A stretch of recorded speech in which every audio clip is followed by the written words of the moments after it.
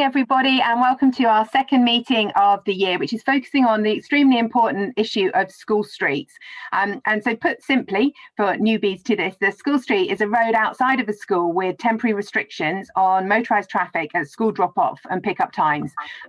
These restrictions apply to school traffic and through traffic, and the result is a safer, healthier and pleasant environment for everyone, one that enables more people to cycle and to walk. We know from recent reports just how much of a difference they can make to pollution levels and indeed how popular they are. We have a fantastic lineup of speakers this morning, and I will introduce them all now as well as in between. There's going to be questions after each speech, so please do pop your questions into the chat. And thank you to everyone who's joined the call and all MPs. And I have got apologies this morning from Lillian Greenwood and Robin Miller MPs, but please do pop questions in, and yeah, looking forward to hearing from people this morning. So the first speaker we've got today is Mary Cray, who's the Chief Executive of Living Streets. Mary has got over 20 years experience campaigning for environmental and social justice as a Labour councillor, an MP, a government whip, shadow cabinet minister and select committee chair. We then have Councillor Johnny Thalassites, Royal Borough of Kensington and Chelsea, and Johnny is the lead member for Planning, Place and the Environment and has been a councillor since 2018. Then we're going to hear from Jane Dutton, her Mum for Lungs, which was founded in 2017, and walking around South London with small babies, the parents became aware of the toxic levels of air pollution on London streets. And then we have Mayor Philip Glanville from the London Borough of Hackney. Philip was initially elected Mayor of Hackney in September 2016 and was re-elected in 2018. And I'm sorry, I've got one more speaker. My final speaker is Tyler Linton from the London Borough of Hackney Sustainable Transport and the Engagement Manager. And Tyler is responsible for transport policy and planning at the London Borough of Hackney, and he's been involved with school streets from the very beginning. So we're going to start with Mary. Everyone's going to speak for about 7 minutes and then have a few questions. And I'm particularly interested in this, being in North Devon, where actually our school streets are often have entirely different issues involving sheep and tractors and significantly less pollution. But I think some of the thoughts do translate well, because we do need to protect our young people and find ways for everyone to get to school in a more active travel way. So I'm going to hand over without further ado to Mary, and please do type your questions into the chat. Thank you very much indeed, Selaine, and good morning, everybody. I'm going to share a couple of slides with you just to talk about Living Streets, what it is we do and how we work. So first of all, we are the national charity for everyday walking. Our mission is to achieve a better walking environment and to help people walk more on better streets, a debate that is very, very live at the moment, especially in the wake of the tragic news about Sarah Everard. We have staff working with local authorities around Britain, supporting work to enable more everyday journeys to be on foot. And the journey to school is a particular priority for us. We work with over 800,000 primary pupils in 2,500 schools, helping them walk more through national schemes and events. We know that the school run is a huge part of the air pollution problem. We know that we need to tackle car use on the school run, because we know that half of our primary school children are not getting the physical activity that they need, something that has got worse during lockdown, although the figures for the lockdown activity show that more girls are active during that lockdown as they did online video classes and dance online, whereas the boys perhaps speaking from my own experience, sat and did a bit more video gaming. So we do know there is an important piece around not just air pollution, physical activity and mental health as well. So we know as well in London and in most of our major cities, we have thousands of schools where the air pollution around the schools is higher than World Health Organization recommended limits. So this is a national health emergency as well, triggering cases of new childhood asthma.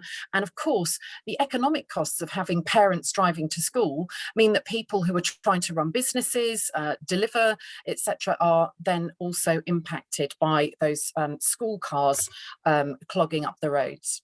So just to move on quickly, our behaviour change programme increases walking rates, leads to major benefits. We know that with WOW, our Walk to School challenge, we've had over 17 million trips recorded on the travel tracker. This is a very simple programme which rewards children with a badge every month if they commit to walking for a certain amount of days a week. In some cases that might be 1 day a week where we're sort of weaning parents off the cars. In others where there's lower car use, it might be getting them to walk 5 days a week. So you can see we've got a huge increase in walking rates. We reduce the car journeys to the school gates by 1/3, and it's an incredibly cost-effective programme. For every £1 invested in a behaviour change programme, we deliver £6 of benefits, and that's not including the benefits to child health, the tackling obesity and the mental health benefits, because the way that the Department for Transport calculates these benefits excludes those health journeys, and we're really keen to see that the transport measurement tools actually include the health benefits. We want to see government being much more joined up on that. So we have a save the date for you. Our Walk to School Week is our flagship event. It's on the 17th of May this year. We had to postpone it last year because of lockdown, but we had an event in October. 1/3 children walked, cycled, skated and scooted to school and wheeled to school. And you've got some of our children there happy, safe and enjoying that, the chance for a chat. We have also got, for those of you who are keen on setting up your own school streets, a guide online to how to create a car-free school streets. We've got a lot of expertise and knowledge in this area, and we're very, very keen to share it with you. We know that once they're introduced, there can often be difficulties or controversy around it, but we know that in the schools that we've worked with, that we see a reduction in nitrogen dioxide level. TfL research says that goes down by 25%. 81% of parents at schools where measures are implemented support it, and you know, there's absolutely overwhelming support for these. So for councils and areas where perhaps you're just considering low traffic neighbourhoods, school streets are a great way to begin and to build that community for change. So we help parents ask local authorities for school streets, and we work with local authorities to provide advice and support. Just on this is an amazing slide, some brilliant work that was done this week, published to show where the school streets are. And you can see there's a hotspot there called London. And within that London hotspot, there are a couple of big hotspots, Hackney, who we'll be hearing from later, and Brent in particular, lots of school streets there. You see a kind of very patchy take up across the rest of the country. Again, back to some of the challenges that Selaine was talking about. But really the northeast, a very cold spot there, just one school street. And I was looking on social media last night at some parents in North Tyneside, very keen to get started on school streets there. There is, this was research conducted, a Freedom of Information request conducted by Possible and Bike is Best. And at the moment there's a whole, you know, Hackney has more school streets, 37 school streets. That's more than the West Midlands, the northeast and the northwest put together. So there's a real job of catching up to be done in those areas. We have recently published our manifesto for this May's local, regional and national elections, and we are calling for a school street in every ward of the country. There was a debate when we were discussing this, and people saying, well, it's not ambitious enough. And I think that research shows that certainly in certain parts of the country, that's a very big mountain to climb. We know that community engagement is key to success. Local authorities need to consider how strategically important is the street outside the school gates. Can it be closed off without causing major disruption? Are there opportunities for wider interventions around the school? How to consult parents and the local community? And how far is the school catchment? Again, in rural areas, children may be coming from much further than a mile away. So is it realistic and feasible?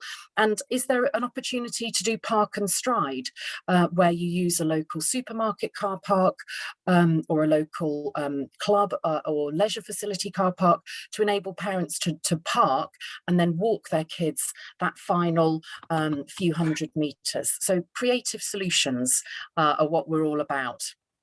One of the big problems for local authorities outside London, the practical consideration, is enforcement. Camera enforcement of school streets in London has supported the enforcement, but outside it is simply not possible because the government, and this is the technical part, has not enacted Part 6 of the Traffic Management Act 2004. So what that means is that local authorities outside London are unable to enforce without cameras. This means that it's a huge barrier. It means that people are blocking roads, and there's all sorts of complexity around it. So it becomes hard. It can encourage conflict if people are just bringing out physical barriers at the start and end of the school day. So there are real lessons learned here. But the other real issue is political leadership. We know that there are some local authorities moving forward with innovative projects, but you need political leadership and we need courage. And councillors need to be brave on this, stand up and be counted. I know as a former councillor myself and as a former MP that it's not always easy to be brave in when there's local and elections on the cards. So community engagement is key. How do you hear the voices of those groups, the silent majority? How do you listen to the voices of children? How do you do things with communities rather than to them? And how do you ensure that the people who are set to benefit are enabled to speak up? So, you know, people without access to cars, older residents who may not be online, making sure that, you know, they're counterbalancing some of the conversations and the negativity from the naysayers. So we know also that there is some corruption of online consultations. We've seen that in Newcastle, where there was a sort of concerted fake account and trolling and bots being set up. So we don't want school streets and our child's health and safety to be on the front line of the new culture wars. We know we have to decarbonise our economy, and we know we have to get to net zero by 2050, and behaviour change is a really important part of it. We do it through our walk to school challenge, as I mentioned earlier. It's pupils logging in with the interactive WOW travel tracker. They used to be able to touch the whiteboard. We've adapted it for COVID times, and we've also enabled our travel tracker to be accessed by the children now at home. So during the second lockdown, they were able to log their activity, particularly if they were self-isolating. They were able to log their running up and down the stairs or jumping up and down on the pots. They get these plastic bags. They are plastic badges, but they're diverted from landfill, and they have designs on them that the children themselves have drawn. So some of these are little collector's items. Our bee badge in Manchester is something that was very, very popular. Finally, I've just put a link in my slide there to the urgent case for more walking and cycling. This is our myth-busting document that we produced along with the Walking and Cycling Alliance to basically enable you to see the research that's been done around low traffic neighbourhoods and school streets, and to be able to have arguments, whether it's to present the facts back to your constituents and your colleagues in some cases, because I know sometimes it's about convincing political colleagues as well as bringing the community with you. So I'll leave it there and happy to take questions. Thank you very much for that, Mary. Fascinating. And I've got a quick request. Please, can you send me the details of the Southwest Safer Streets so I can see where the gaps are from me? And I've got a question here from Mark Strong, who asks, how do you address the concerns of residents adjacent to schools who feel that they are the only relevant stakeholders and that views of children, parents, etc. are not relevant? Absolutely great question.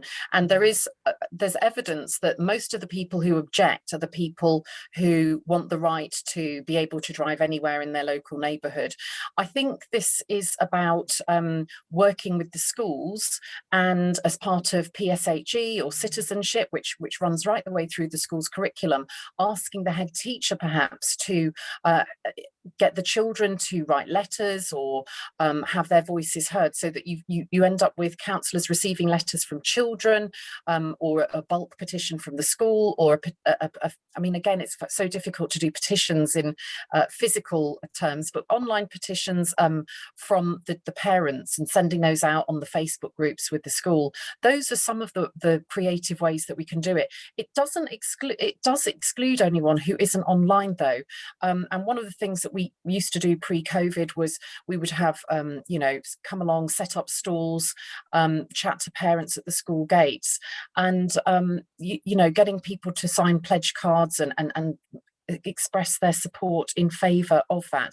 But my advice is to engage first of all with the school, to build that community of change, and also I know Phil will probably talk about this, about the Hackney experience, but Hackney's a lot softer than Islington in giving the first breach of the school street. So if a local resident it doesn't realise and drives down the school street, you know, without kind of realising, or because they didn't see the signs or they forgot, the first fine, I think I'm right in saying, is let off. That's certainly not the case in Islington, as a member of my family who is also known to Phil is aware. So there was a fine issued as my husband drove to the tip one day, and I don't know why he was going that direction, but he did. So there we are. Thank you, Mary. We are going to have more questions at the end, and if you have got a question, please can you type it into the chat panel, because we can't actually invite people to speak. So if you have got a question, if you could type it in. And I think there is a real need here for perhaps more information to reach us as MPs. So Darren Henry MP would like to discuss school streets and other initiatives with parents and pupils in his constituency, which is Broxtowe, and where do I start? So I'm not going to ask for a full answer on that now, but maybe at the end if we've time, but certainly if somebody could follow up directly with Darren and my office, that would be marvellous. And Martin Key, this is going to be the final question before we move to the next speaker, has asked, why is there such a big disparity in the number of school streets in London and the rest of the country? I don't know if you've got any quick thoughts on that, Mary, before we move on. I think there's two things. Having been a councillor in Islington and the MP for Wakefield, there's two reasons. One is the technical reason, the ability to have camera enforcement. Two is political leadership. There is a kind of, certainly in Wakefield, but other local authorities across West Yorkshire, a timidity, I think, around some of these proposals, and a fear of tackling car use. And I think it's about, there's a job of work to be done building bravery amongst councillors to bring this on. You know, we know that in Manchester there's a huge amount of courage going on in building those safe routes to school. There has been controversy, but even in Manchester in the northwest, hardly any school streets. And there, I think it's about powers. In other places, it's about a mixture of bravery and powers. Thank you very much for that, Mary. And so I'm now going to come on to Johnny from the Royal Borough of Kensington and Chelsea. Over to you, Johnny. Thanks, Selaine. I'm just going to try and share my screen if I can. Hopefully that shows most of it. And thank you to the first speaker, because I think Mums for Lungs and Living Streets have been a great support to us in our borough, certainly over the last year or two as we've been starting to roll out school streets. So if I start with a quick summary, which hopefully is visible there, we piloted our first permanent school street outside Glanville Primary near Portobello Market with an experimental order in 2019, and it's become permanent since.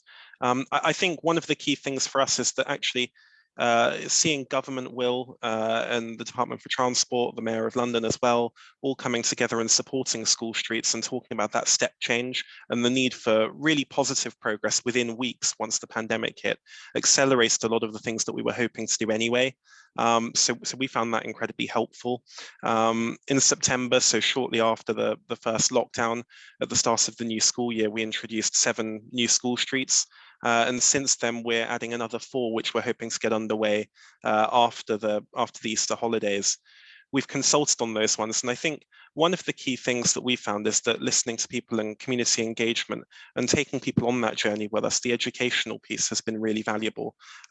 It's been really striking that actually pretty much all of these school streets, we've had a lot of support and there's very little pushback. So one of the challenges that I think people might have anticipated is that, something new like this, it could be a bit harder to land. But actually, we're finding that school streets are something that people respond really positively to, and having those early conversations has helped. If I get into the sort of nuts and bolts of how we're installing these, and there's a photo, I think, of that school street in Portobello just on the screen. Our school street programme is led by the sustainable travel team within our transport department, and schools are committing to enforcing the closure with a memorandum of understanding. So there's a really good collaborative piece as well, I think, between local government and the education sector. We're talking to schools all the time. And one of the things we did at the start of the pandemic is we wrote to every school in the borough and just said, we think school streets are a great idea. If you agree and you want to give them a go, then whatever support you need, we're here. We will, give you officer time and support from councillors, and we will help you try to get them up and running. And we found a really good response to that. The closures generally that we've done are enforced by the collapsible barriers you can see in the pictures, and we've got a really good team of school staff and parent volunteers that have been manning those. Although in the first few weeks, one of the things we did is things like street wardens and other officers from the council have helped and filled in gaps where necessary, because actually in those first few weeks we were trying to embed in these school streets. It can be really good just to have a bit of help and a bit of support. So we're trying to play a really proactive role and saying, if there are things we can do at the council side, then that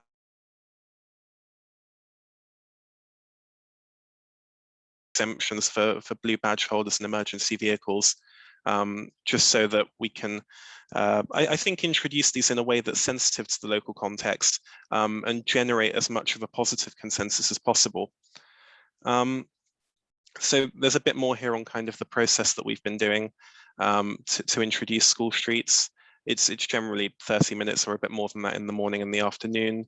I know from my own experience that we've been doing informal consultation with residents and resident groups before we introduce them, and so have officers. So we're talking to key groups in the area and trying to make sure that if there's anything unique about a particular street, we're considering that ahead of time, so that once we introduce something, it's something we're really confident can succeed. And as we can see here with experimental orders, there's a bit of a consultation period you'll all know about, and we can then make them permanent, hopefully in the future.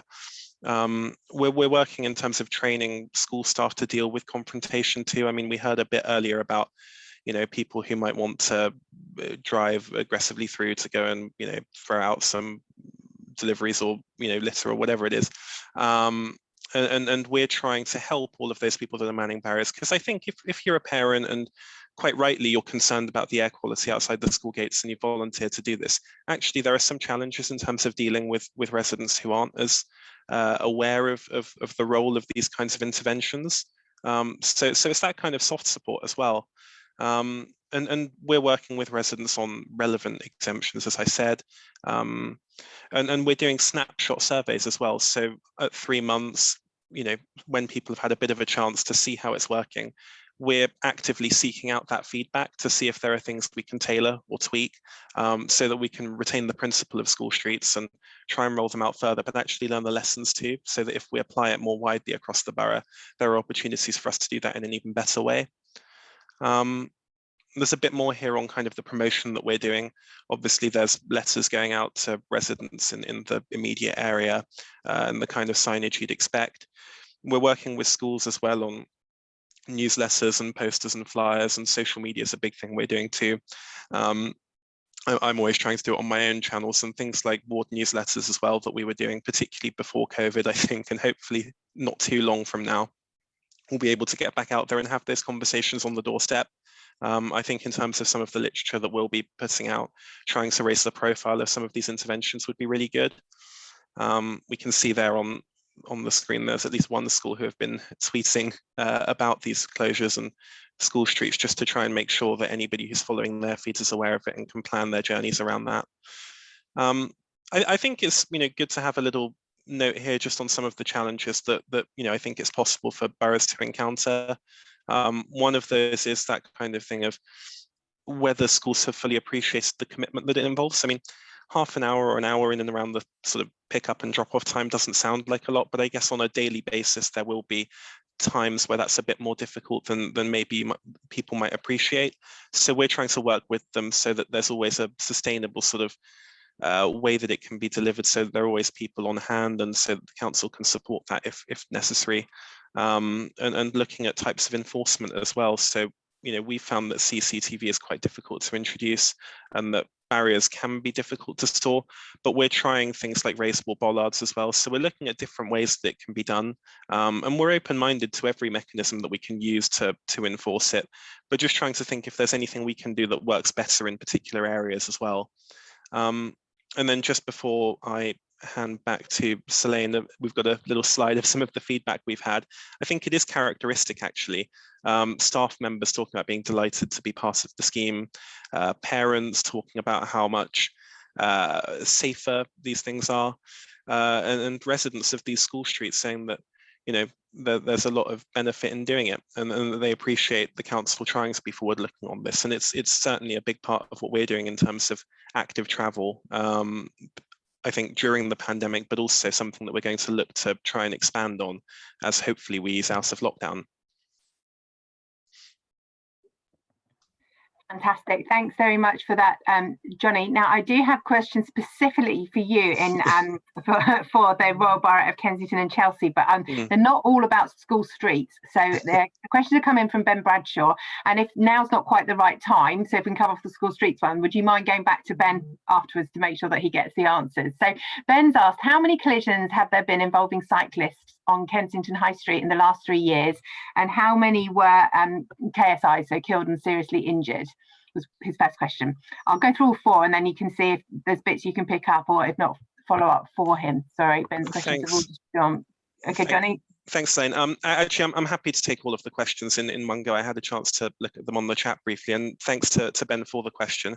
I think it's really important that I say that my council leadership team colleagues are going to be considering Kensington High Street and that scheme in the round next week, and I don't want to preempt that, so there's probably not a lot I can say directly to the scheme.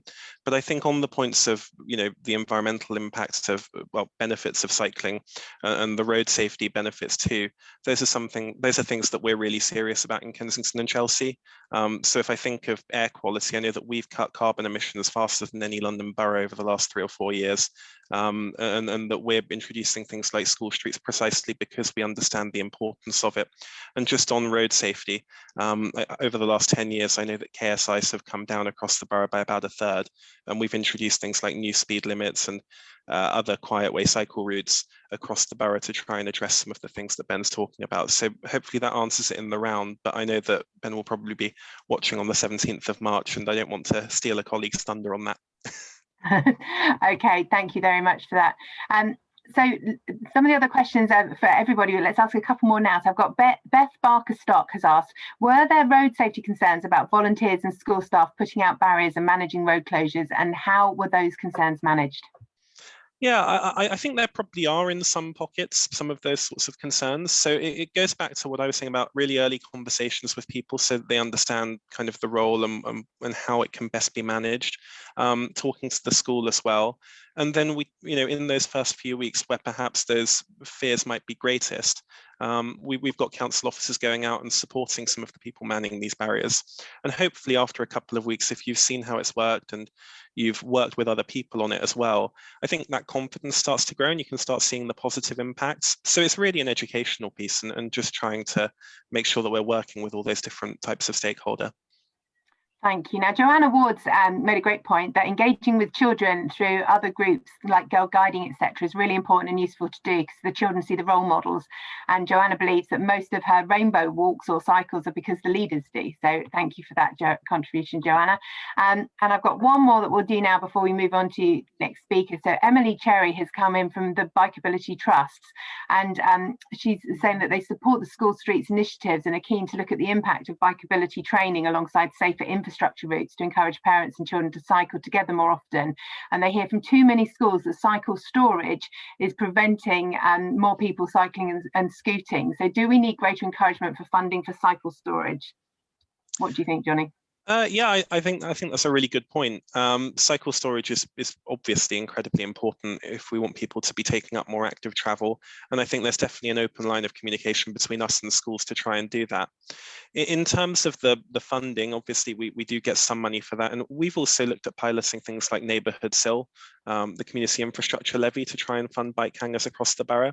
So we're looking at a range of funding sources, and I think with that, we can be a bit more flexible with it. So I'm optimistic we can start to add more of these sorts of things to schools. Fantastic, thank you for that. And I'm now going to hand over to Jane Dutton, who's from Mums for Lungs. Thank you, Jane.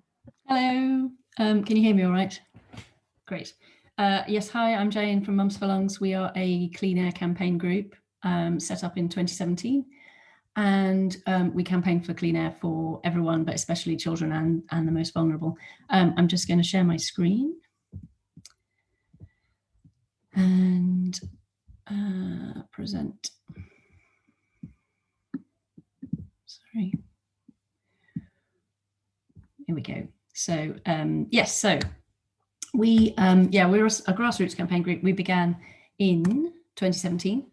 And we were there was two of us basically, and we were parents on maternity leave, and they were walking their children around in prams and realizing, living in Brixton, how polluted it was and how smelly it was, and started thinking, why is this? And did some research and realized that transport is the biggest source of nitrogen dioxide in many parts of the UK, but especially London, and that's one of the worst pollutants, which comes from, a lot of it comes from diesel cars and vans.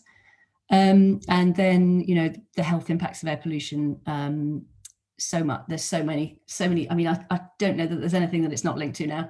Asthma, respiratory problems, heart disease, cancer, stroke, mental health problems, even sperm count. So there's so many reasons why we need to reduce it. And Jemima and Nicola, who set the group up, started doing small things in the local area. And then in the beginning of 2018, we heard about school streets and realized that actually maybe it's something we wanted to lobby. It's not going to move my screen on. Oh, there we go. Something we wanted to lobby Lambeth about, because that was our local council. So we started talking to them about it. And then in the beginning of 2019, we started our London-wide campaign.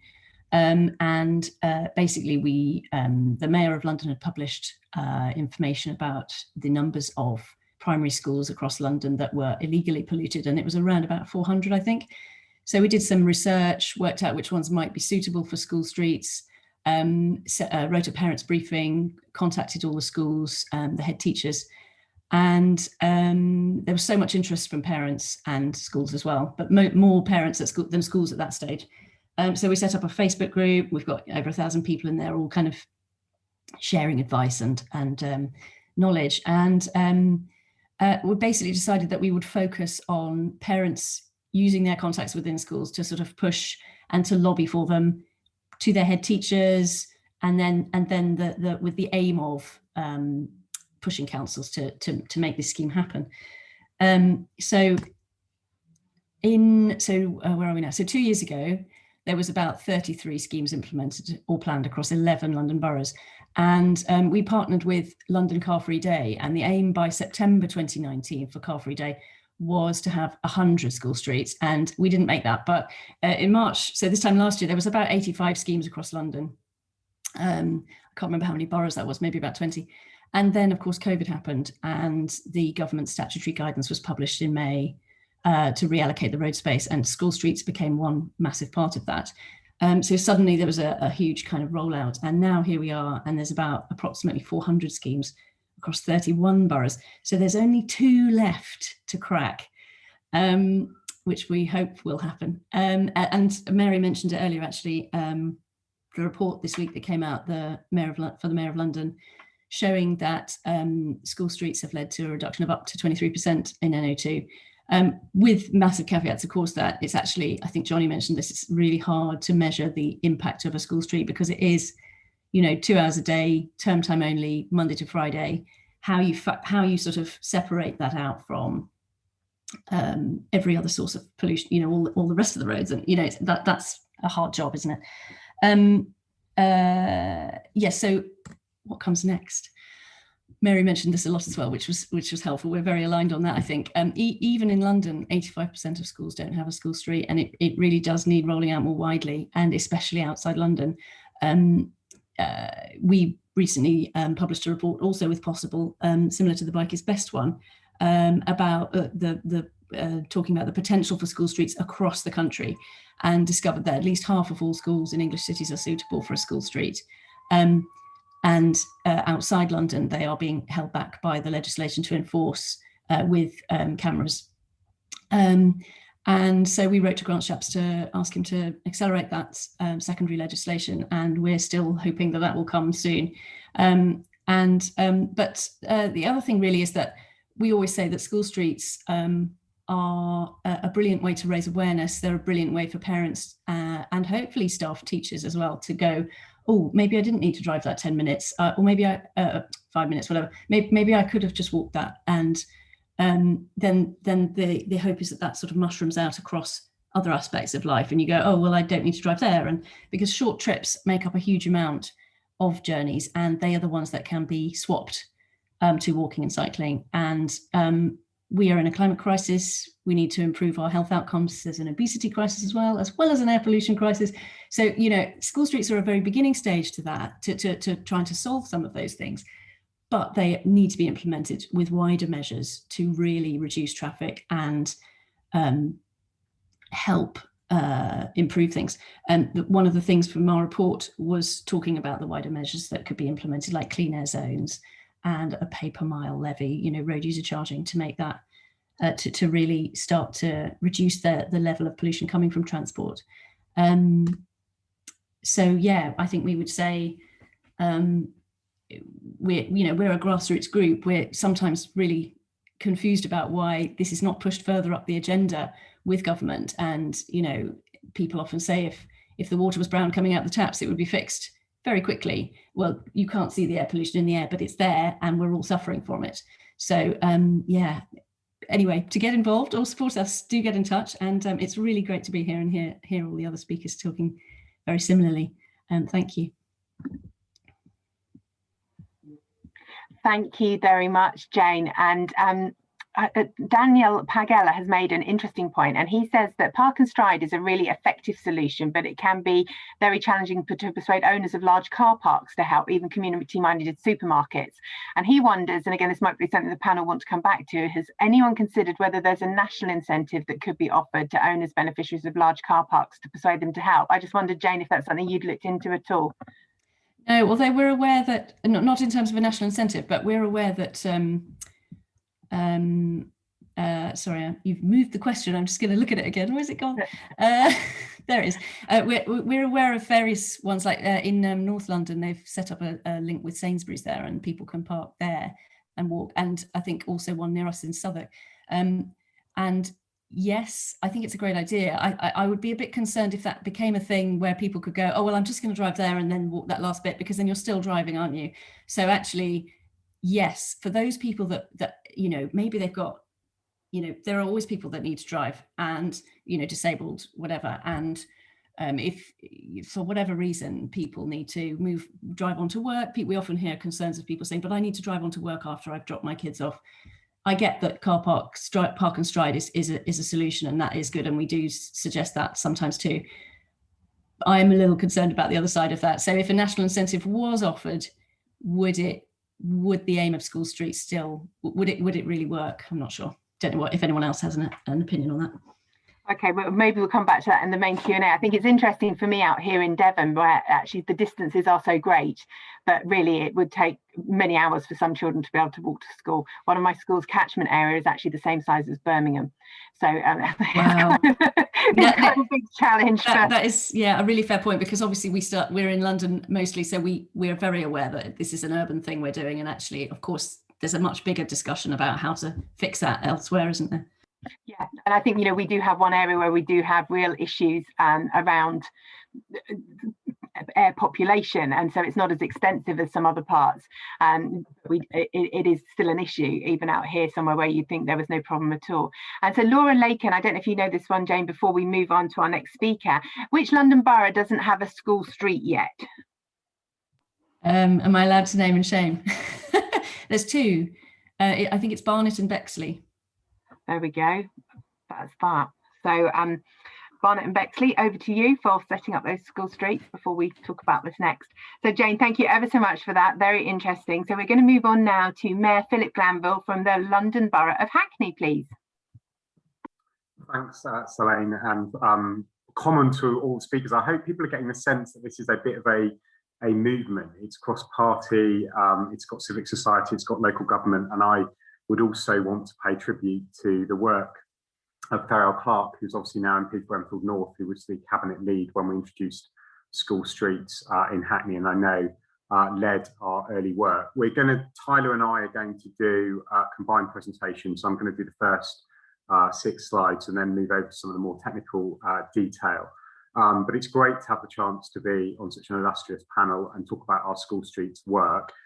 This isn't something we've just started, and I hope you'll get a sense that for all of the energy and the movement, this has been a painstaking process, and it's not an easy process either. But one of the things we've done is a lot of that learning that we're really keen to share, so that other places, whether they're campaign groups of concerned parents, local authorities, or indeed MPs, can get a sense of what we're doing. We've obviously we've produced a toolkit before. So our last toolkit was a couple of years ago, but we're updating it this year, and I hope you'll see why. So this will go live next week. We're very happy to send it to the APPG. Officers are very happy to talk to other councils, and obviously we hope it will be really useful to kind of take this movement forward. It has been possible to only do this because of funding from the Mayor of London and across the partnership. So it is a collaborative effort, and it has, as I say, a lot of our learning, hopefully, that other people find useful. And I've seen some of the sort of photos of Hackney, I think, in the Living Streets presentation earlier about some of the things that we're doing. And there's a full 1-day course on this work that we do with ModeShift. So again, happy to put people into contact. So I think some of the reasons why have obviously been articulated. I would say that there is the practical environment outside the school gate, and some of the schools that we've worked with, that's been their primary challenge. Very narrow streets off the main road, dealing with what I would call the microaggressions of the school run, and wanting to either eliminate that or move that away so you don't get sort of rows between parents and all of that. There's obviously the work to improve air quality at the school gate and nearby, which I think for all of the reasons that Mums for Lungs mentioned is absolutely critical and really important. There's the wider climate piece linked to obviously road transport and transport emissions. I think there's the community opportunities. The original slide before I started speaking was turning a school street into a play street and having that moment after the school day. But I know from seeing how school streets can connect into low traffic neighbourhoods and some of those other measures, that you get a really different sense of what our streets are for, and people go to the park on their way home from school, they're out with friends, they're talking to their community as well. So I think that the public health elements come from that. So it's the moments on the way to school and the moments on the way home that you can integrate this work. We have some of the lowest levels of private car ownership and access, I think, anywhere in London. 70% of our households don't have access to the private car, and obviously we've been working around active travel with our schools and developing school travel plans for a number of years. So school streets kind of grows out some of that existing work, and I think you can't just do a school street and not think, as we've heard earlier, about cycle parking, cycling proficiency, all of the kind of work that is needed to support residents to make those changes. And I think on modal shift, our key issue is moving people out of the private car from the school run. It is walking, it's cycling, it's scooting, it's using public transport. It's not choosing between those. All of those help, and obviously people are likely to be mostly modal during the school run. Move on to the next slide. So a little bit of the history. So we were taking some of the thought leadership that was happening across Europe. We knew about a scheme in Edinburgh. I think Bristol were developing ideas as well. We had fully embraced the Play Street movement 9 years ago, but in 2017, we started to deliver what was a 5 school street pilot programme. And I do have to say, political will with civic society is really, really important. So when I was first elected as mayor, my commitment was around those 5 school streets. And they were an opt-in, very similar to what Johnny was talking about earlier. It was asking schools if they were interested in being a school street. And we had the first 5 come forward. We were also, as it says here, while we did use some of the sort of barriers, the work with school communities, we recognise that that can be a burden, especially for small schools. So we've also looked at camera enforcement. And I think Tyler will come back to that. It's a really important tool in Arsenal. And I think having that available for places outside London is incredibly important.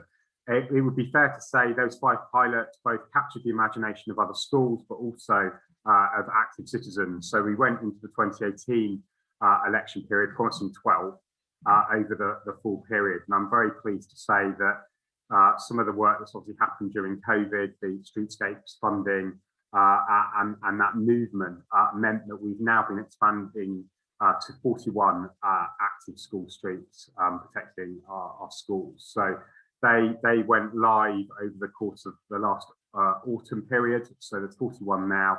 We plan to get to 45 hopefully by the summer holidays and possibly a few more. So really, really big expansion. We chose that moment in September because of COVID, about social distancing, about creating that atmosphere of returning school to school together. And I think that was really important in how we built some of that buy-in then. I think that there was controversy. Obviously, people have touched on it, but huge levels of public support. And that TfL report, I think, is absolutely vital. 77% of parents are really keen to keep some of the experimental ones, and 59% of parents are supporting the new ones around schools where they've heard about them in nearby schools and they want them for their schools. The first 9 where we've done the detailed data analysis showed that 66% of parents was the lowest support around a school, rising to 88% in our best supporting school. We obviously have seen this debate about being charged, and I think like the presentation that Johnny gave and the presentation from Mary, this is not about raising revenue. The best school street is one that doesn't have any fines attached to it. And actually, we've got the evidence, and Tyler will come back to it, showing that when it comes to fines and enforcement, that declines very sharply. And as people have said, we send out a first notice with a 0 fine. So it's really important to make it really clear that this isn't about generating income or catching people out. And those exemptions around people that live in the street or nearby are absolutely important, and doing some of that detailed work. People have care packages and those sorts of things.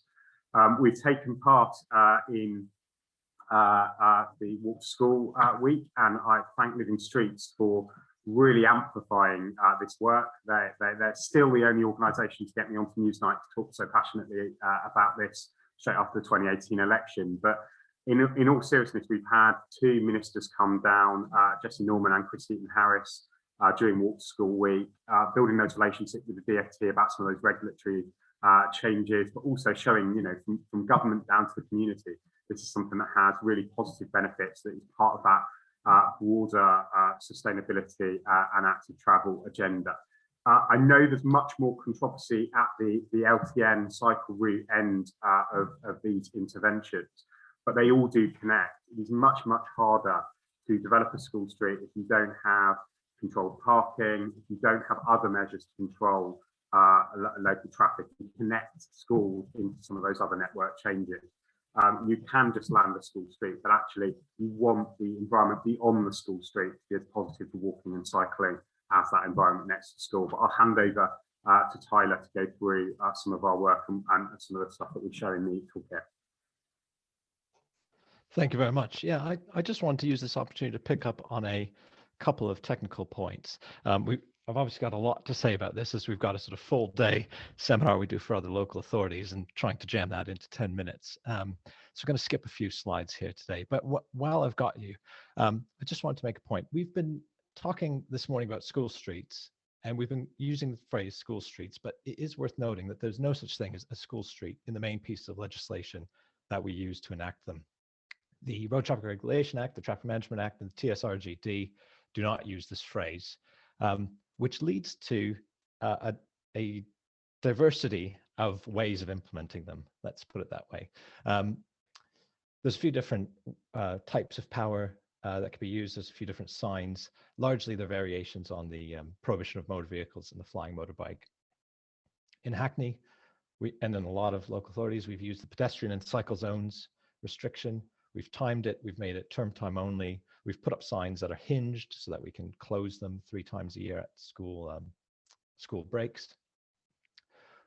Residents are exempt if they live inside the zone. The reason for that is because we're otherwise preventing access to their house, as are blue badge holders, and there's sort of a range of other exemptions. Using this type of restriction allows us to be a little bit flexible about that. We also use camera enforcement, has been mentioned a few times, to enable these concessions. It's worth mentioning this, I think, because these signs don't anywhere say on them school streets. And one of the common themes across authorities that we've seen is that because the sign doesn't make clear why it's there or that there's a school nearby, in this case, you can see clearly there's a school in the background, but almost all authorities supplement these signs with something non-regulatory. Ours are quite garish yellow signs. We've seen other sort of variations. And perhaps it's worth mentioning that in Scotland, they have a permitted variation to use flashing lights. So their signs say pedestrian cycle zone when flashing, which has an elegance to it, I think.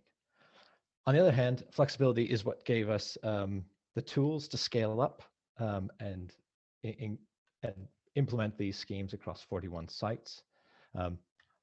One of the most important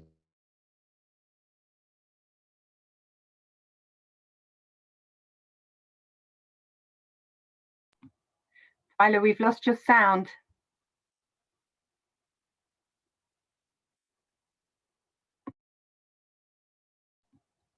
I'm not sure if anyone else is able to contact. School Sorry, streets. that's better. We can hear you. Oh, I'm sorry. Thanks. I'll put the mic closer. This is the first location where we did this. It's London Fields School. That street in front of the school carried 9,000 vehicles a day, and we were a little bit concerned that a 45-minute closure for school streets wouldn't get picked up by sat-navs. It might not have been strong enough medicine to reduce the through traffic in the area. So we installed a bus gate nearby, also where we thought was a better location for the majority of traffic to divert from.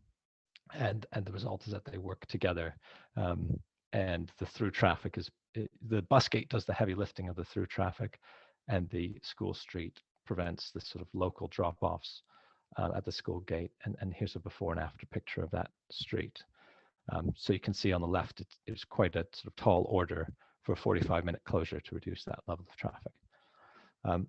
This has been key for us in more recent schemes. Here's a DFT active travel fund low traffic neighborhood, which was installed in September, which enabled us to install 4 school streets within low traffic neighborhood. I just want to draw attention to the green leaves represent modal filters or point closures. And there's 2 just on the left of the center of the photo, where the low traffic neighborhood actually creates 2 cul-de-sacs, which correspond with school entrances. And then those cul-de-sacs are a lot easier, a lot more viable to then layer on top the school streets timed restrictions.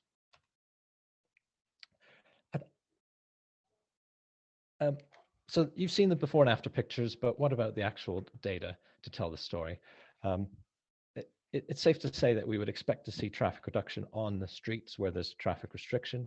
But this slide shows that even when we conduct traffic counts on what would be the displacement streets, we see an overall sort of area-wide traffic reduction, even accounting for displacement onto the other streets. We see active travel to school increase at almost every school with a school street. One of these 5 pilot schools didn't see active travel go up, and I think that suggests that school streets, the point's been made a couple of times, on its own probably doesn't achieve all of our policy objectives, that it needs to be part of a wider portfolio of measures. We've also asked UCL to work out what pollution emission savings we're seeing from traffic reduction. Now, to the point made earlier, it is very difficult to disaggregate air quality measurements from the sources, and I just want to point out that this slide represents a calculation based on traffic reduction. It's not a measurement of air pollution concentrations around the school, but we think that's quite a success anyways. But what I really want to pick up with, and Mayor Glanville mentioned this, it's been raised a few times, is for us a really important metric is how many tickets are being issued, because a school street that works is a school street that doesn't have any tickets issued. Compliance is really important for us. It's critical for the scheme credibility. Both sides, those who are for and against school streets or low traffic neighborhoods, would use a poorly working scheme, a scheme where people are ignoring the signs as a criticism.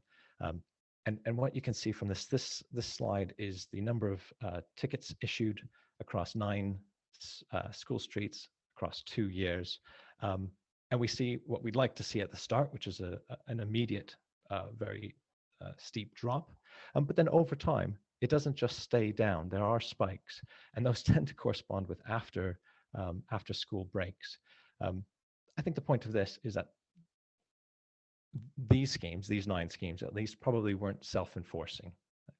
We think that without the camera enforcement, we would need to have some other alternative to enforcement. We've seen an example from Kensington, Chelsea, with the barriers being brought out from the schools. That's something we're actually rolling out as part of our mixed enforcement approach for the 41 sites we have now. We don't have cameras at every single entrance point to every single school street. That would be nearly 90 cameras, and that's not viable either. But I think I have to say, just to re-emphasize a point that's been made before, that if we didn't have the camera enforcement in our toolbox, we probably wouldn't be able to have achieved the rollout of 41 sites and the scaling up, because not only does it bring compliance, but it also brings the tools that we need to be able to manage the exemptions for residents, the white lists, the flexibility around these schemes being very targeted to specific locations and specific times. It's not as easily achieved, or may not even be achievable, with other forms of enforcement. But the good news is that we don't think we need cameras all the time, everywhere, all the time, and we are finding that balance between the different enforcement options. And we're seeing positive benefits for thousands of children, 20,000 children who now have safer and healthier journeys to school. Thank you. Thank you for that very interesting presentation. And I'm just going to take one question now before I hand over to Ruth. And it's from Lord Young of Norwood Green, who says they're excellent presentations and made him think about what can be done re his local school in Ealing Borough. How can we encourage respect between competing groups of road and pavement users, pedestrians, cyclists, scooterists and motorists? I just wondered if Tyler or Philip, you had any thoughts on that, please? Well, I'd say the answer is a school street if the location allows it. And I think it requires that discussion with the school community. It requires engagement with nearby residents. I think, as Tyler said, there's a fairness here. There is explaining how it will operate, how people can maintain access, that fear that send transport won't be able to use it, or an ambulance won't be able to access. I think it's just really, really important. But there are some other elements, as we've said, a controlled parking zone is really important. If you've got pavement parking nearby, then there's a real disincentive to walk to or cycle to school. So I think it's a sort of comprehensive look, and then continuing the soft measures. Like, we have a really comprehensive work to support families to cycle. So there's work in schools around proficiency. I think that's not the term we use anymore, but that's what I did when I went to school. We've done some work around supporting parents to kind of do walking buses for those that might find it more of a change to walk to school. We did an amazing event under normal times called Bike Around the Borough, which connected all of our schools. So It's at one point was the Guinness World Record of the longest cycling movement of children anywhere, and that was really exciting, and opening up the possibilities that people that start cycling to school can then take up other opportunities in the borough. But I think it does need to be sensitively handled, and I think one of our strengths were that this has been an evolution, and actually it is quite a big leap to go from pilot to 12 for primary schools. At least it is the default now in Hackney, and that I think also helps some of the signage challenges about what people expect around schools. You know, people would expect a school crossing guard or the zigzags. Well, now you would expect in Hackney to see a school street there. Thank you very much indeed. And beforehand, just going to hand over to Ruth. Kerry McCarthy, Bristol MP, said very useful session. Thanks, Kerry. And yes, the APPG will be pulling together the asks of government that have been mentioned in the presentation today. So handing over to Ruth. Thank you, everybody. Thank you very much, Selaine, and thank you to the speakers. That was really, really interesting. Fabian Hamilton, who's the APPG treasurer, has asked, how do you deal with those car drivers who refuse to acknowledge the damage that short car journeys do to air quality, etc., and refuse to leave their cars behind, even when walking and cycling is more practical and far cheaper? Very brief answers, please, because we've not got a lot of time left in this session. Anybody got anything pithy to say to that question? Or is it a question that gradually, like dog owners picking up their dog poo, that there's a gradual shift of social norms? Anybody got anything else to add to that? I would just say always for us, it's about the health message that you've got really young children, they're closer to the car exhausts, their lungs they're breathing faster, they're taking more pollution in. How can you argue with wanting to make it better for them? I find that a really hard one to counter. And am I right? It's a little known fact that actually, if you're sitting in your car with your children in traffic jams, they're actually breathing in more pollution than almost any other scenario, unless they were right beside the cars on the pavement in that traffic jam. I think, am I right? It's one of the most polluting places to be is in a car in a traffic jam. That's right. When you have the tailpipe coming in through the car's ventilation system. So the paradox is that people sometimes drive to avoid pollution, but actually sitting in your car is a great way to get a huge dose of it. But as Jane says, little children in those buggies in particular are right at tailpipe level as well. The bigger the car, the lower the child. So you're removing idling, and what you're doing is nudging people out of their cars with school streets. It's the beginning of the nudge, and I think that's really important. I think it's also just in terms of Fabian, the argument, that this is something rare and new. Humans are built to walk. And, when we were growing up, 75% of children walked and cycled to school. It was normal. It's become abnormal over the last sort of 30 years. And there's been a war between the car and the child. And it's a war that the child has lost. And this is about trying to redress the balance and replace that argument and frame it within the climate crisis and the child health crisis as well. Okay, thank you. I'd like to ask a question, and that is, I'm in Hounslow, as far as I know, about 30 school streets have gone in, no opposition at all, doesn't seem to be an issue at all, usually using ANPR rather than physical barriers. But is it easy for us, because the vast majority of parents were walking to school anyway, and it was only a small minority who were driving?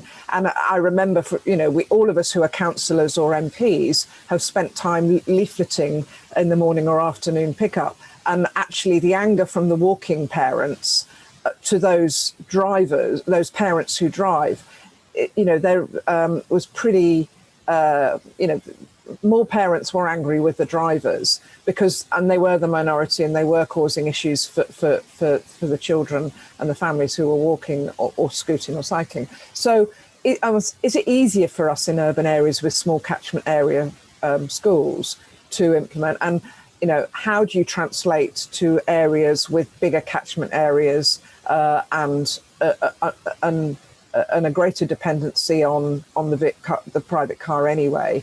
because of the nature of the transport system. I'll go to Jane. Hi. Yeah, that is a really hard one, because it's one thing to make walking and cycling safe in a city and put segregated lanes everywhere and make it a really truly viable alternative. But when you're using small country lanes, I mean, how do you get around that? And that's something that we've only just started to really think about, because it's not our patch, as it were. Yeah, so I'm not sure how useful. All right, I'll go. Okay, sorry, that's a fair point. I'll go to Mary, because I think, Mary, you've got a national perspective on this. And I've spent a lot of time at school gates leafleting, Chair, in the past, so I've certainly been there and breathed the diesel. So there's the idling piece, as you said, but I think there's an issue with faith schools where sometimes there's a wider catchment area, and there's an issue with village schools where the paradox can be that even if the children live in the village, the school is sited on a road and there's no sort of safe space for walking, and there's been questions about how do you shut roads, you know, when there's an A road going past, or can you do that? So I think there's a bigger issue here about creating inclusive rural communities. Are we really saying that you can only live in a village if you've got access to a car? We don't want villages where there are children. We don't want villages where there are old people. We don't want villages where there's anyone with a disability, where there's anyone with dementia.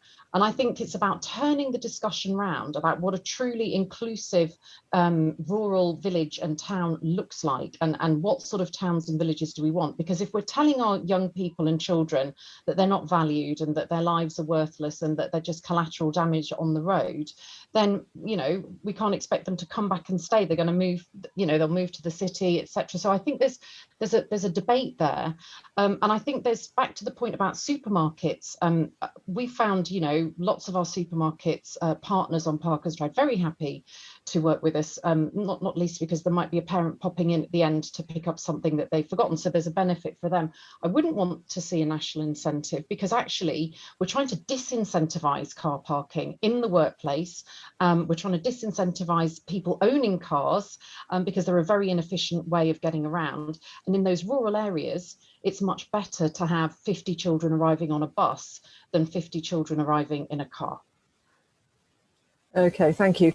Tyler, presumably you're involved with the national professional networks discussing school streets. Do you get a sense from colleagues in areas away from London and the main urban areas about how they're addressing the issue? I mean, sorry to put you on the spot, so and just say no, sorry if you don't.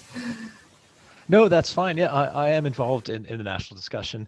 I've hosted 3 different sort of round tables at national conferences over the last 4 years. And the sense is there's a lot of interest. They do get hung up on some of the technocratic side of things.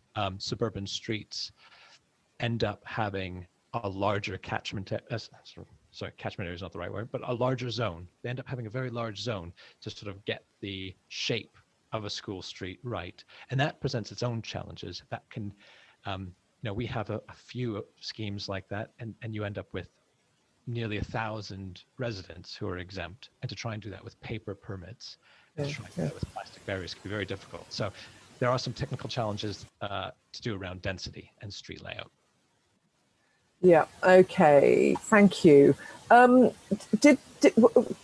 think Tyler or Philip, you did cover the issue about exemptions for disabled residents or their carers. I think you said that residents aren't fined if they're leaving, which is logical for the morning school run, and certainly in Hounslow using ANPR, they've got, there's registered registration numbers are logged to create exemptions. What about taxis? Because some children, particularly with special needs, come by taxi. Is that all addressed? Are those just challenges that one can be overcome?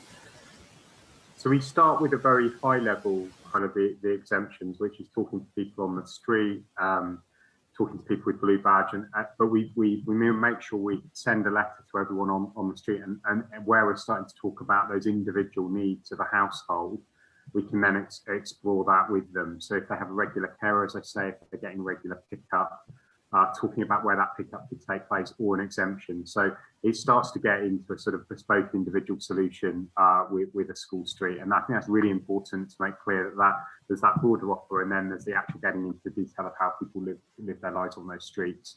And also a you know, not too liberal, but a very reasonable kind of appeals process as well, and making sure that, you know, if there is enforcement and someone hasn't noticed the first letter, there is that opportunity, as Mary's husband found out, you know, engage afterwards. You know, we try and make sure that doesn't happen if we get to understand the road layout. I did just want to come back to the previous point that, you know, I grew up in Worcester, suburban environment. I walked the cycle to my primary school. I then got a bus to my secondary school. Second I turned 18, I bought a car and drove to college.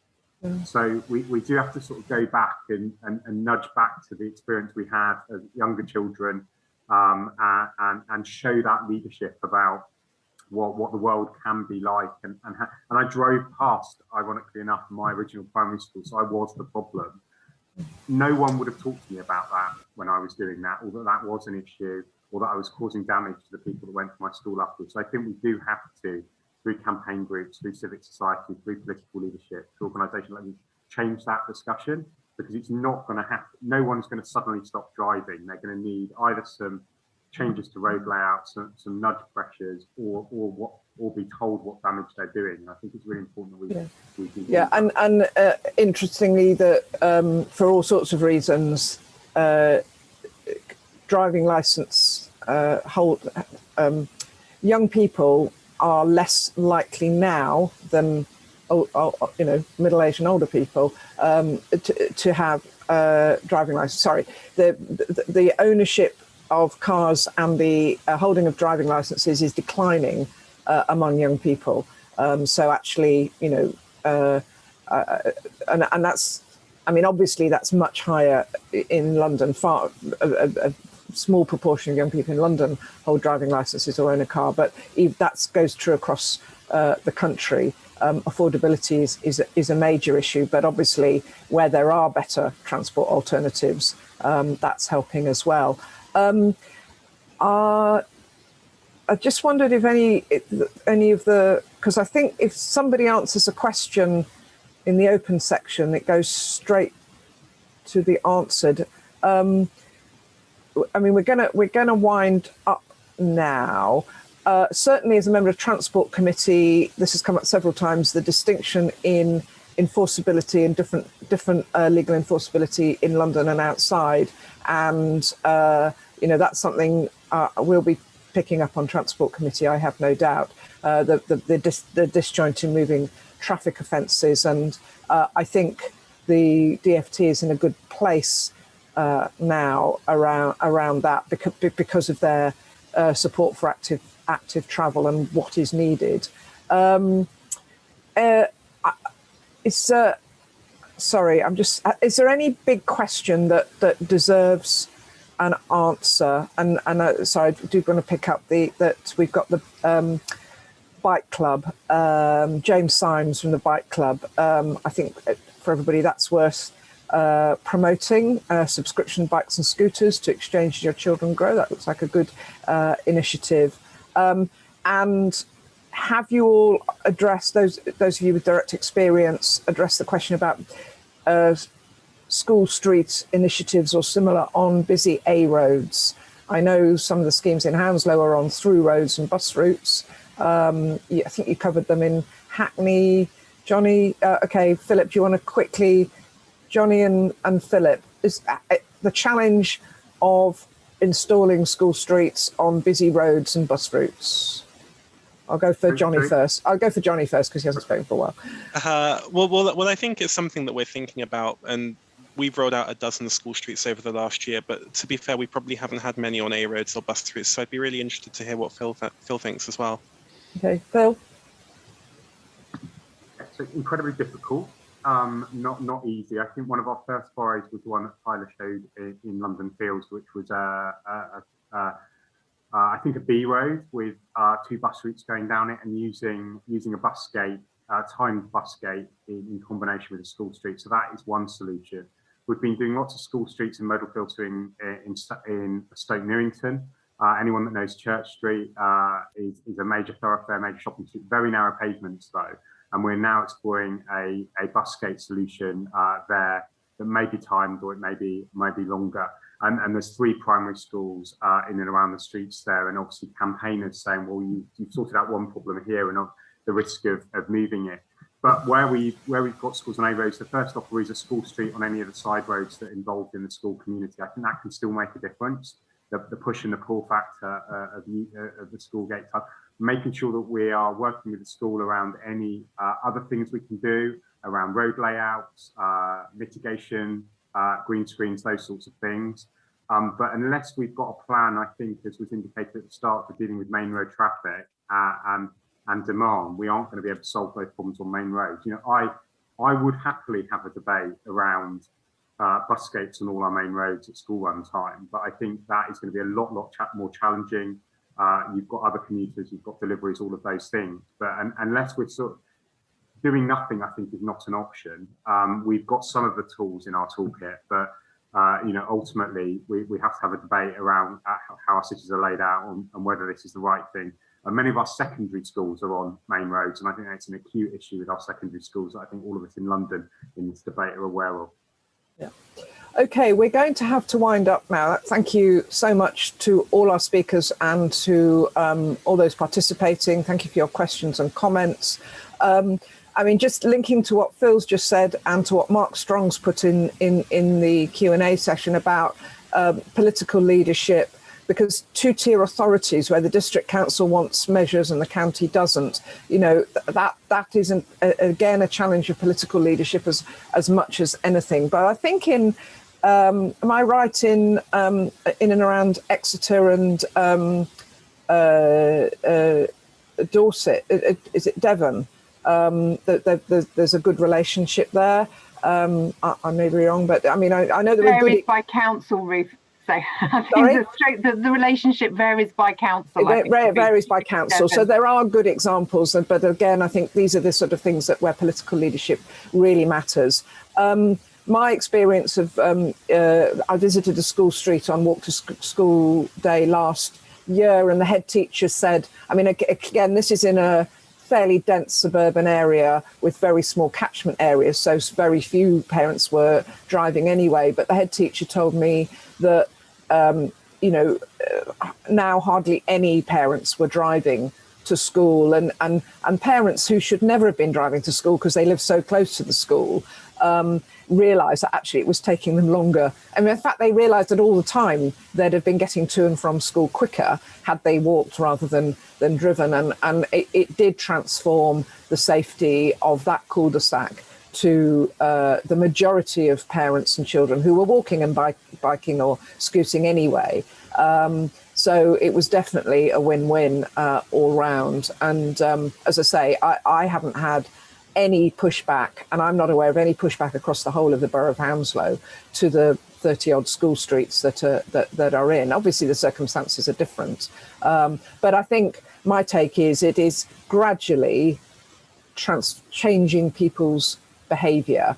And given that I think 1 in 4 morning peak journeys are the school run, if you're changing the behaviour of families with young children at a key point in their lives and life cycle, if you like, you know, you're making a difference to congestion, but you're making a difference to habits for life. There's more we need to be doing. We need to make our streets safer to cycle on. We need parents to feel safe about their children. Shock horror, my youngest went to school walking on the bus from the summer term of year 4.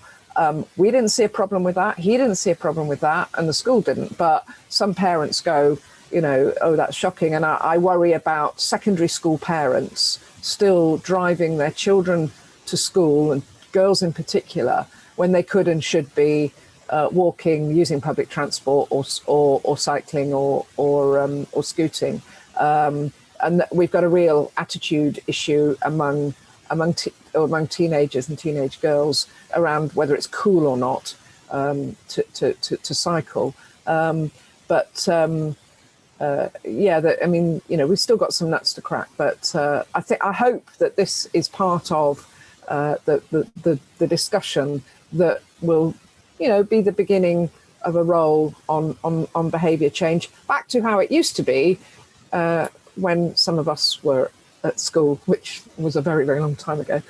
So thank you so much to everybody. Thank you to Adam and the other Adam, Tranter and Jack behind the scenes in making sure this event went smoothly. Thank you so much to the speakers and to your presentations. It was you know, really, really useful.